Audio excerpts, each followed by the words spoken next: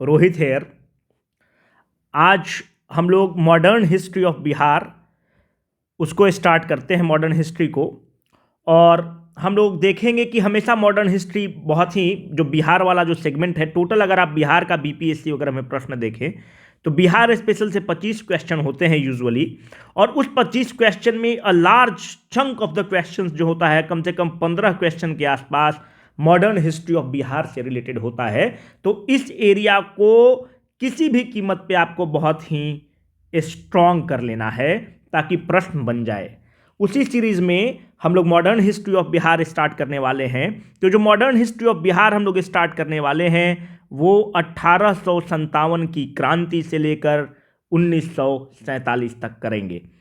उसमें हम लोग नेशनल हिस्ट्री को थोड़ा सा उसका रेफरेंस लेते हुए बिहार में उसके करस्पॉन्डिंगली क्या हुआ है उस पर हमारा ध्यान रहेगा। याद रखिए कि बिहार फोकस पे रहेगा कि बिहार में उस समय क्या होता है। 1857 वाली क्रांति, इसको हम लोगों ने बहुत डिटेल के साथ आपको लेक्चर 1 जो अपने प्लेलिस्ट में आप जाएंगे तो लेक्चर 1 के रूप में मॉडर्न हिस्ट्री वाला जो हिस्ट्री ऑफ मॉडर्न हिस्ट्री वाले सेगमेंट में मिल जाएगा। पहले उसको कर लीजिए, बाकी आज वाला लेक्चर 2 है। अब देखिए आज का आउटलाइन क्या है, ब्रीफ आउटलाइन हमारा लेक्चर का क्या है। तो आज हम वहाबिज्म इन बिहार को पढ़ेंगे कि बिहार में वहाबी मूवमेंट कैसा रहा है। आप देखिए कि आईएनसी इन बिहार, हमेशा आपको यहां से प्रश्न मिलेगा आईएनसी इन बिहार से। उदाहरण के तौर पर आप देखिए, ये क्वेश्चन है कि where was the first Congress session in Bihar held. ये 66 तक का आपका क्वेश्चन है, 66वीं का क्वेश्चन है, कब हुआ है। ऑप्शंस आर पटना, गया, मुजफ्फरपुर, दरभंगा। याद रखिए कि जी बहुत लोगों ने इस क्वेश्चन को गलत किया है। ये प्रश्न बहुत सिंपल है पर बहुत लोगों ने इसको गलत किया है। इसलिए बहुत लोगों ने गलत किया है क्योंकि लोगों ने फैक्ट को रटा है। अगर फैक्ट को रटने के बजाय अगर आप फ्लो में पढ़े होते कि कैसे कैसे फ्लो हुआ है हिस्ट्री का, तो आपको मजा भी आता और प्रश्न भी सही होता। हमारी कोशिश रहेगी कि आपको एक फ्लो दे दें और आप इस तरह के सवाल को एकदम चवन्नी भर का समझ के एग्जाम में सही करके आए। इस प्रश्न का उत्तर आप कमेंट बॉक्स में दीजिएगा। चलिए लेट अस स्टार्ट। जो वहाबिज्म इन बिहार है, तो आप वहाबिज्म का फेज देखेंगे कि पूरे देश में जो वहाबिज्म का फेज चलता है वो मोटा मोटी 1822 से 1868 का फेज है। वहाबिज्म है क्या? वहाबिज्म का देखिए पूरे देश में, वहाबिज्म अपने बिहार के लिए क्यों इंपॉर्टेंट है? क्योंकि वहाबिज्म का पूरे देश में 2 सेंटर है। एक सेंटर उसका था सीताना और दूसरा जो उसका सेंटर था वो था पटना। क्योंकि पटना उसका एक इंपॉर्टेंट सेंटर है तो बीपीएससी के लिए ये सेंटर ऑफ इंटरेस्ट हमेशा होता है। सीताना कहाँ है? Present day Pakistan, Multan province में है सीताना।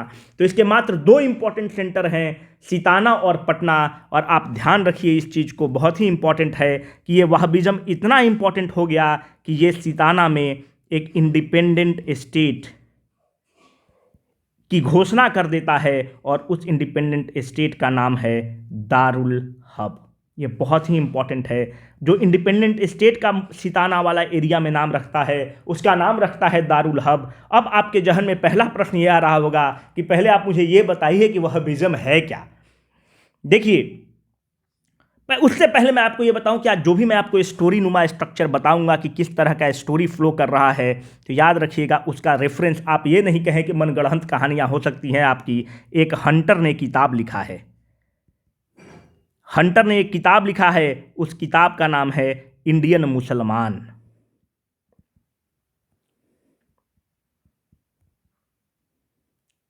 तो जो मैं आपको स्टोरी बता रहा हूं वो उसका रेफरेंस जो है ये किताब है। इस तरह की बहुत किताब हैं पर ये किताब आपके एग्जाम पॉइंट ऑफ व्यू से भी बहुत इंपॉर्टेंट है। अब ध्यान देखिए कि वहाबिज्म है क्या, क्या है वहाबी सेक्ट। जिस तरह से इंडियन ट्रेडिशन को पढ़ने के लिए जब आप भारतीय वैदिक ट्रेडिशंस पढ़ते हैं, वैदिक ट्रेडिशंस तो वही हैं, वैदिक रिचुअल्स वही हैं, पर आप देखेंगे कि वैदिक ट्रेडिशन के लिए बहुत सारे स्कूल ऑफ फिलॉसफी होते हैं। There are different schools of philosophy. जैसे स्कूल ऑफ फिलॉसफी होते हैं, जैसे आप देखें तो एक होता है, एक स्कूल ऑफ फिलॉसफी है उत्तर मीमांसा, कुछ लोग अलग तरीके से मानेंगे। एक स्कूल ऑफ फिलॉसफी है योगा, एक स्कूल ऑफ फिलॉसफी है न्याय, है ना। एक स्कूल ऑफ फिलॉसफी है उत्तर मीमांसा। ये वैदिक ट्रेडिशंस वही हैं, हमारे पुराण्स वही हैं, हमारे वेदास वही हैं, पर उसका इंटरप्रिटेशन डिफरेंट लोगों ने डिफरेंट डिफरेंट तरीका से किया है, और वही जो इंटरप्रिटेशन डिफरेंट डिफरेंट हुआ है उसको आप स्कूल ऑफ फिलॉसफी के रूप में नाम देते हैं। अब ध्यान से देखिए, उसी तरह से एक अब्दुल वहब हुए। अब्दुल वहब जो हैं, ये अब्दुल वहब हुए, इनका ये कहना है कि जो प्रॉफिट हैं, जो अल्लाह हैं, जो अल्लाह हैं, ये बहुत ही नेक इंसान हैं, बहुत ही चरित्रवान इंसान हैं, बहुत ही अच्छे आदमी हैं, इनकी फिलॉसफीज भी बहुत अच्छी हैं, पर ये भगवान नहीं हैं। He is not a deity. मतलब ये इनका जिस तरह से बुद्ध भगवान नहीं है, बुद्ध एक आदमी के रूप हैं, पर ये डेटी नहीं है। जो अल्लाह हैं, प्रॉफिट हैं, ये डेटी नहीं है, नेक इंसान हैं, इनके विचार बहुत अच्छे हैं। तो इन्होंने वो ग्रुप ऑफ थॉट, वो अब्दुल वहब वाले लोग जो अल्लाह को भगवान मानने से मना कर देते हैं, वही वहब्स हैं, और वही उनका एक सेक्ट है जिसको वहबिज्म कहा जाता है। जो वहबिज्म बेसिकली है, इसका जो मेन रोल रहा है वहबिज्म का, तो आप पाएंगे कि वहबिज्म का जो सेक्ट है, ये सोशल रिफॉर्मर हैं। ये समाज सुधारक लोग थे, पर आप जब later part of Indian history पढ़ेंगे तो आप 1857 की क्रांति पढ़ेंगे तो याद रखिएगा, सोशल रिफॉर्मर से होते होते ये जब अंग्रेजों की जब अत्याचार देखते हैं तो ये एक आर्म्ड रिबेलियन, हथियार बंद गिरोह, विद्रोह का रूप ले लेते हैं। तो आपको पता होना चाहिए कि they were basically the social reformer, but during 1857 they took the arms to fight against the Britishers and hence it took the shape of a armed rebellion. दूसरा इंपॉर्टेंट जो बात है वो सॉरी, तो भारत में तो जो नेशनल लेवल पर, वर्ल्ड लेवल पर आप देखते हैं कि अब्दुल वहब के ये सब फॉलोअर हैं, पर भारत में सैयद अहमद बरेलवी ऑफ रायबरेली इसके हीरो हैं। जो सैयद अहमद बरेलवी ऑफ रायबरेली हैं, ये भारत में इसके ध्वजारोहक हैं, इस सेक्ट के, इसी सेक्ट के वो लीडर हैं और इस सेक्ट का प्रचार प्रसार करते हैं। सैयद अहमद बरेलवी के अलावा और भी जो नेशनल लेवल पे आप देखेंगे कि नेशनल लेवल पे इस सेक्ट को फॉलो करने वाले जो लोग हैं वो हैं याहिया अली, दूसरे हैं हसमत दादा खान, तीसरे हैं अहमदुल्ला। ये अहमदुल्ला जो हैं बाद में डिप्टी कलेक्टर भी बनते हैं। और अब्दुल रहीम, ये नेशनल लेवल पर आप देखेंगे कि वहबिज्म जो है उसके लीडर्स हैं याहिया अली, हसमत दादा खान, मोहम्मद अहमदुल्ला और अब्दुल रहीम। पर चार बहुत ही इंपॉर्टेंट लीडर हैं वहबिज्म के बिहार में, क्योंकि मैंने बताया कि पटना जो है इसका एक हब रहा है। और जो चार इंपॉर्टेंट लीडर हैं वो है बिलायत अली, इनायत अली, मोहम्मद हुसैन और फरहात अली। ये चारों बहुत ही इंपॉर्टेंट लीडर हैं पटना में। अब ध्यान से रखिए, जब 1857 की क्रांति होती है और हमने आपको बताया कि ये आर्म्ड रिबेलियन का रूप ले लेगा, तो आर्म्ड रिबेलियन का जब रूप लेगा तो उन लीडर्स के खिलाफ अंग्रेज बहुत ही एग्रेसिव हो जाएंगे। टेलर उस समय कमिश्नर है बिहार का, और यही जो रिवोल्ट को दबा रहा है, यही रिवोल्ट को आरा में भी दबा रहा है। आप लेक्चर में पढ़ लीजिएगा 1857 वाला। तो ये जो आर्म्ड रिबेलियन होता है इसको दबाया जाता है और वह बिजम को दबाने की, उसकी कमर तोड़ने की कोशिश होती है। और याद रखिए, ये जो नेशनल लेवल के लीडर्स हैं याहिया अली, दादा खान, इन लोगों को काला पानी का सजा होता है। जब काला पानी का सजा होता है तो इसी चीज को हम लोग अम्बेला अभियान कहते हैं। अम्बेला अभियान के तहत वहबिज्म को कुचल दिया जाता है और इनको 1863 में काला पानी की सजा होती है। इस तरह से वहबिज्म को अंग्रेजों ने दबा दिया। पर याद रखिएगा कि वहाबी सेक्ट के जो लोग हैं उन्होंने 1857 की क्रांति में जो पटना वाला जो सेंटर है खूब मदद किया है और अंग्रेजों के साथ खूब बहादुरी से लड़ा है। नेक्स्ट, अब हम लोग इंडियन नेशनल कांग्रेस के बारे में देखते हैं कि फॉर्मेशन ऑफ इंडियन नेशनल। अभी तक हमने आपको ये बता दिया कि 1857 की क्रांति होती है। 1857 की क्रांति में बाबू कुंवर सिंह बहुत बहादुरी के साथ लड़ते हैं। 1857 के बाद का जो एपिसोड है वह बिज़म के रूप में आता है, उसको हम लोगों ने बिहार के परिप्रेक्ष्य में देख लिया, वो 4 लीडर्स हैं। उसके बाद जो मेजर इंसिडेंट 57 वगैरह के बाद होता है वो 1885 है। क्यों ये इंसिडेंट्स बहुत इंपॉर्टेंट है? क्योंकि 1885 में आप ये पाना स्टार्ट करेंगे कि इंडियन नेशनल कांग्रेस की स्थापना हो जाएगी। 28 दिसंबर 1885 को कहां पे स्थापना होगा? गोकुलदास, हम लोग नेशनल नहीं पढ़ रहे पर थोड़ा सा एक आइडिया हो जाए, गोकुलदास तेजपाल संस्कृत कॉलेज में स्थापना होगा, बॉम्बे में, वहां पे होगा। कौन उसकी स्थापना करेंगे? उसके स्थापक हैं ए.ओ. ह्यूम। ए.ओ. ह्यूम इसकी स्थापना करेंगे और गोकुलदास तेजपाल संस्कृत कॉलेज में इसकी स्थापना हो जाएगी। याद रखिए कि जो पहला session of the Indian national Congress है किसके अंतर्गत होता है? WC बनर्जी के अंदर होता है। जो इंडियन नेशनल कांग्रेस का जो पहला सेशन होता है उसमें 72 डेलीगेट आते हैं। याद रखिएगा कि वो सेशन होना कहाँ था? पूना में होना था, पर पूना में होता नहीं है क्योंकि पूना में बहुत बड़ी, जिस तरह से अभी कोविड का सिचुएशन है, प्लेग आ जाता है और पूना से शिफ्ट करके बॉम्बे किया जाता है। तो पहला WC बनर्जी बॉम्बे में होता है। जो सेकेंड INC का जो सेशन है वो कलकत्ता में होता है।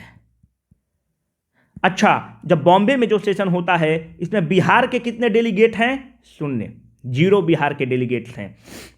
जो कलकत्ता में सेशन होता है इंडियन नेशनल कांग्रेस का, उसमें आप ये पाते हैं कि इसकी अध्यक्षता कौन करते हैं? दादा भाई नौरोजी।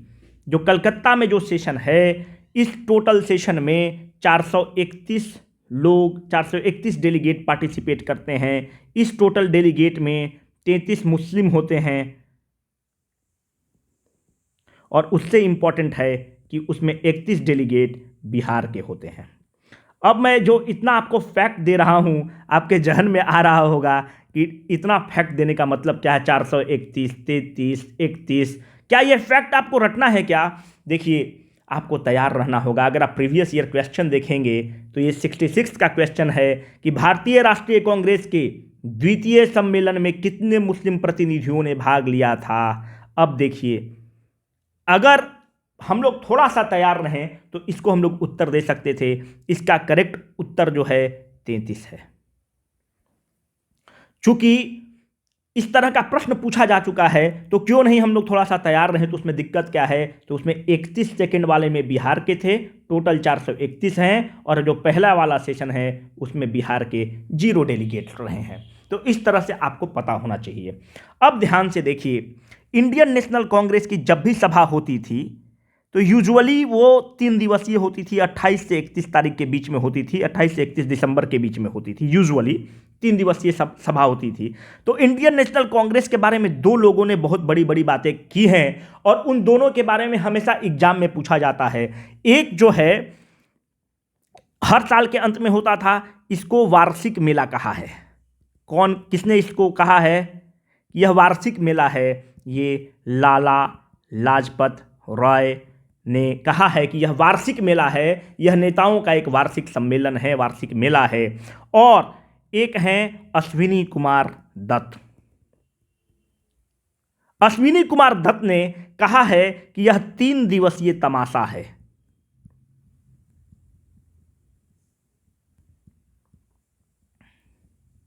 ठीक है, किसने कहा है? अश्विनी कुमार दत्त ने कहा है कि ये जो 3 दिन का आप सम्मेलन करते हैं, कांग्रेस का जो सम्मेलन होता है वो 3 दिवसीय तमाशा है। अश्विनी कुमार दत्त बहुत इंपॉर्टेंट है हमारे एग्जाम के लिए। आप इनका रोल स्वदेशी मूवमेंट जो हम लोग आगे पढ़ेंगे उसमें मैं बताऊंगा। स्वदेशी मूवमेंट के समय इन्होंने एक समिति बनाई थी, उसका नाम है स्वदेशी बांधव समिति। जो स्वदेशी बांधव समिति है अश्विनी कुमार दत्त के द्वारा निर्मित समिति है। और इस स्वदेशी बांधव समिति का जो काम था वो काम ये था कि यह स्वदेशी को प्रोपगेट करता था। स्वदेशी मूवमेंट के समय स्वदेशी का प्रचलन को बढ़ाता था और स्वदेशी यूज करने की बात करता था। तो अश्विनी कुमार दत्त ने इसको 3 दिवसीय तमाशा कहा था और वार्षिक मेला जो है आपका लाला लाजपत राय ने कहा। तो ये चीजें आपको थोड़ी सी पता रहे तो कोई दिक्कत नहीं है। जब इंडियन नेशनल कांग्रेस का गठन हो गया तो याद रखिए, जब इंडियन नेशनल कांग्रेस का 85 में गठन हो गया है तो एक प्रश्न, ये तो हमने बता दिया आपको, जब गठन हो गया है तो याद रखिए 1908 में बिहार कभी पीछे नहीं रहा है और 1908 में 85 में वहां पे हो चुका है। 1908 में बिहार प्रोविंशियल कांग्रेस कमेटी की गठन होती है। बिहार प्रादेशिक Congress committee, Bihar provincial Congress committee की गठन होती है। कहां पे गठन होगा? पटना में गठन होगा। कौन गठन करेगा? उसका नाम है नवाब सरफराज खान। जो 1908 में इसकी गठन होगी बिहार प्रांतीय कांग्रेस कमेटी की, उसकी जो पहली बैठक कहां होगी? पटना में ही गठन हुआ है, पटना में ही बैठक होगी। और किसके अध्यक्षता में बैठक होगी? उनका नाम है सर अली इमाम। याद रखिए, ये दोनों नाम बहुत बड़े हैं। नवाब सरफराज खान का भी आप आगे पढ़ेंगे और सर अली इमाम का, ये दोनों बहुत बड़े नाम हैं। कांग्रेस में और स्वतंत्रता संग्राम में बिहार से खूब लड़े हैं। अब आगे अगर आप ध्यान से देखें तो 1908 के बाद बिहार में कांग्रेस की स्थापना हो चुकी है। जब 1908 में बिहार में कांग्रेस की स्थापना हो चुकी है तो 1912 जो है ये एक बहुत बड़ा डेट है। 1912 दो मायने में बहुत बड़ा डेट है, क्योंकि 22 मार्च 1912 को बिहार का फॉर्मेशन है और 22 मार्च जो है बिहार दिवस के रूप में मनाया जाता है। तो 1912 एक बहुत बड़ा डेट है और जब 1912 एक बहुत बड़ा डेट है तो बिहार में कांग्रेस की पहली बैठक होती है। कहां पे होती है? बांकीपुर, पटना। कांग्रेस का कौन सा अधिवेशन है? 27वां अधिवेशन है। बांकीपुर, पटना में होता है। 1908 में बिहार प्रांतीय कांग्रेस कमेटी, 12 में बिहार का फॉर्मेशन होता है और बिहार का फॉर्मेशन होने के बाद बांकीपुर, पटना में पहली कांग्रेस की बैठक होती है। इसकी अध्यक्षता कौन करते हैं ये नाम आपको पता होना चाहिए। उस अध्यक्षता जिन्होंने किया उनका नाम है रघुनाथ मुधोलकर। रघुनाथ मुधोलकर ने उसकी अध्यक्षता की और जनरल सेक्रेटरी कौन थे? उसकी जनरल सेक्रेटरी हैं सच्चिदानंद सिन्हा। ये वही सच्चिदानंद सिन्हा हैं जिनको क्रिएटर ऑफ मॉडर्न बिहार कहा जाता है। इसके बारे में हम अगला लेक्चर में पढ़ेंगे कि बिहार का फॉर्मेशन कैसे होता है। इनको क्रिएटर ऑफ मॉडर्न बिहार कहा जाता है। और याद रखिएगा, जब संविधान सभा की जो पहली बैठक होती है 9 दिसंबर 1946 को, जो कि टेम्पोररी ही होती है, उसकी अध्यक्षता यही सच्चिदानंद सिन्हा ने किया था। वो टेम्पोररी, बाद में 2 दिन बाद 11 दिसंबर 1946 की जो बैठक होती है वो बाबू राजेंद्र प्रसाद के अंदर होती है। तो यहां से एक फैक्ट हो गया कि 1912 वाला जो पटना में बैठक होती है वो आर मुधोलकर के नेतृत्व में होती है। ठीक है, ये आपको पता होना चाहिए। तो पहली बैठक 1912 में, अगर आपको ये पता होना। और देखिए, दूसरी बैठक जो कांग्रेस की बिहार में होती है वो 10 साल बाद, 1912 मतलब 1922। 1922 में जो बैठक होती है, कहां पे होती है 1922 में बैठक? एक गांव है तेनई। कहां पे है वो गांव? गया में है। कौन उसकी अध्यक्षता करेगा? उसकी अध्यक्षता जो करेंगे उनका नाम है सीआर दास। जो चित्तरंजन दास हैं ये बहुत बड़े वकील हैं और याद रखिएगा यही सीआर दास को आप देश बंधु बोलते हैं। और ये जो सीआर दास हैं ये पॉलिटिकल गुरु किसके हैं? सुभाष चंद्र बोस। सुभाष चंद्र बोस इनको अपना पॉलिटिकल गुरु मानते हैं। इन्हीं के नेतृत्व में 10 साल बाद जो बैठक होती है वह पटना में वो गया में होती है। गया के तेनई विलेज में बैठक होती है। और ये कौन सा बैठक है? वो 27वां बैठक था। तो ये 37th session of Indian national Congress है। पर यह बैठक इतना इंपॉर्टेंट क्यों है? अगर इस बैठक को आप देखेंगे तो अगर आप मुझसे पूछें तो मेरे हिसाब से अगर देश में सबसे इंपॉर्टेंट अगर कांग्रेस की कोई बैठक होती है तो उसमें 1922 वाला कांग्रेस सेशन एट गया है। क्यों? अगर आप परिप्रेक्ष्य में चीजों को देखें तो आप देखिए नन कॉपरेशन मूवमेंट का क्या है हालचाल। Non cooperation movement Chauri Chaura हो चुका है। जब चौरी चौरा का इंसिडेंस हो चुका है, गांधी जी ने नन कॉपरेशन मूवमेंट को विथड्रॉ कर लिया है। उससे एक और डेवलपमेंट नेशनल लेवल पे देखे, 1919 में क्या हो रहा है, मॉन्टेगू चेम्सफोर्ड रिफॉर्म आ चुका है। जब मॉन्टेगू चेम्सफोर्ड रिफॉर्म आ चुका है, इसका मतलब देश में इनडायरेक्ट इलेक्शन का प्रावधान है। जब इनडायरेक्ट इलेक्शन है और 1919 में ऐसा हो चुका है, चौरी चौरा के समय पूरा देश, अभी गांधी जी विथड्रॉ कर चुके हैं, देश में एक वैक्यूम क्रिएट हो गया है। उस समय बैठक होती है गया में, और जब बैठक गया में होती है तो चित्तरंजन दास कहते हैं कि हम लोगों को यहीं पर गया में प्रस्ताव लेके आते हैं कि हम लोगों को इलेक्शन में पार्टिसिपेट करना चाहिए।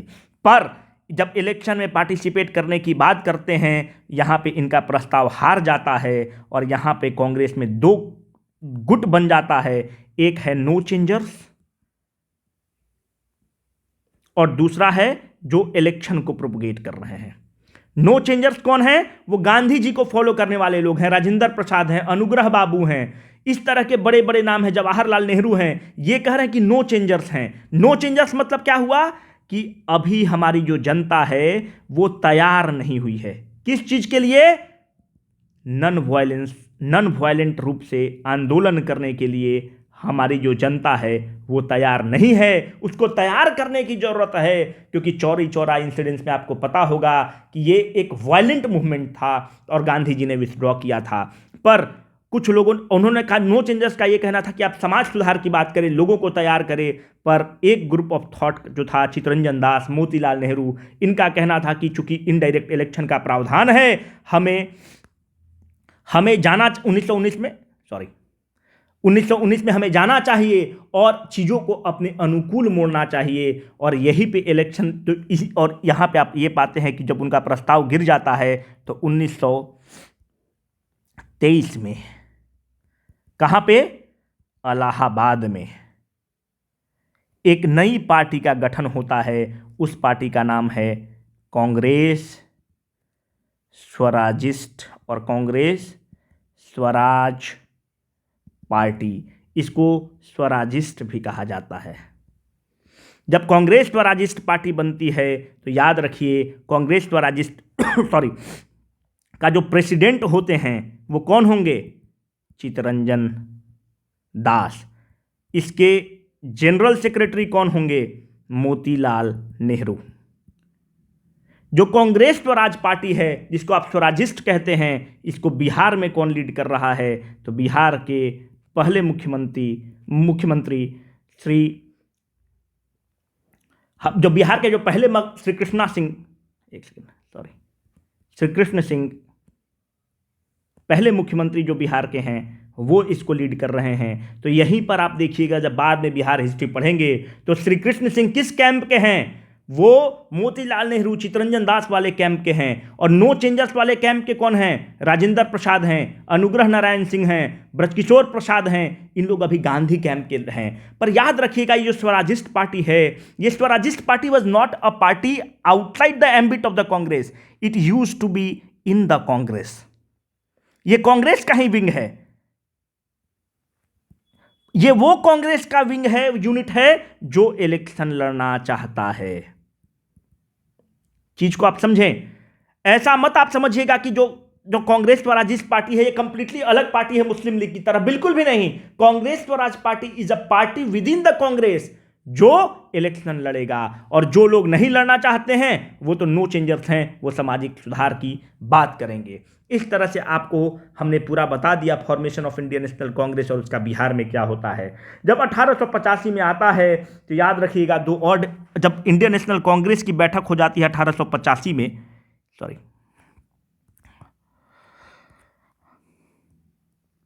उसके द्वारा बहुत सारा प्लेज लिया जाता है और लोगों को अवेयर किया जाता है। सॉरी। उसके तहत बिहार में 2 मेजर ऑर्गेनाइजेशन होते हैं जो नेशनल और नेशनलिज्म को बढ़ावा देना चाहते हैं। ठीक है, वो दोनों जो विंग हैं वो दोनों दरभंगा में थे। एक जो विंग बनता है वो 1901 में बनता है और एक जो है, याद रखिएगा बिहार के लिए इंपॉर्टेंट है, 1909 में बनता है। ये बनता है, दोनों दरभंगा में है, सरस्वती एकेडमी, और 1909 में बनता है बॉयज़ एसोसिएशन, दोनों दरभंगा में है। 1901 में जो सरस्वती एकेडमी बनता है उसके फाउंडर हैं कमलेश्वरी चरण सिन्हा, और जो बॉयज एसोसिएशन बनता है इसके जो फाउंडर हैं उनका नाम है सूर्यदेव नारायण वर्मा। सूर्यदेव नारायण वर्मा। इनका काम क्या है इन दोनों ऑर्गेनाइजेशन का? बच्चों में, युवाओं में राष्ट्र प्रेम की भावना को उजागर करना, उद्गार करना। आप एक चीज़ ये पाइएगा, अगर पूरे डिस्कशन को आप देखेंगे तो दरभंगा भी एक बहुत ही इंपॉर्टेंट बेल्ट रहा है उस समय स्टार्टिंग में। इसके पीछे कारण क्या है? आप एक तो आप इसको देखिए कि दरभंगा जो है it was in the close proximity to Bengal. Bengal पूरा हब बना हुआ है, जो बंगाल अपना है पूरा हब बना हुआ है राष्ट्रवाद का, पूरा नेशनलिज्म वहाँ पर पीक पर है। क्योंकि दरभंगा क्लोज प्रॉक्सिमिटी, अगर आप दरभंगा का मैप देखेंगे तो नॉर्थ बिहार में, north eastern part of Bihar में पड़ता है, तो ये बंगाल से इसकी नज़दीक होने के कारण एक बहुत बड़ा हब बन जाता है दरभंगा। और याद रखिएगा यहाँ पे बहुत बड़े राज दरभंगा परिवार हुए, जो राजा हुए, राज दरभंगा स्टेट बनता है और उस तरह के लोग बहुत धनी रहते हैं और वो राष्ट्रहित को, चूंकि अंग्रेजों से वो त्रस्त आ चुके हैं, तो वो फंडिंग करना भी स्टार्ट करते हैं और इस तरह के एसोसिएशंस को चलाते हैं परोक्ष रूप से। तो दरभंगा एक इम्पॉर्टेंट हब भी रहा है बिहार में, पटना, दरभंगा वगैरह, तो ये आपको पता होना चाहिए। अब अगले लेक्चर में हम लोग स्वदेशी मूवमेंट से स्टार्ट करेंगे और उसके बाद फॉर्मेशन ऑफ बिहार देखेंगे और इस तरह से ख़त्म करेंगे। Thank you very much.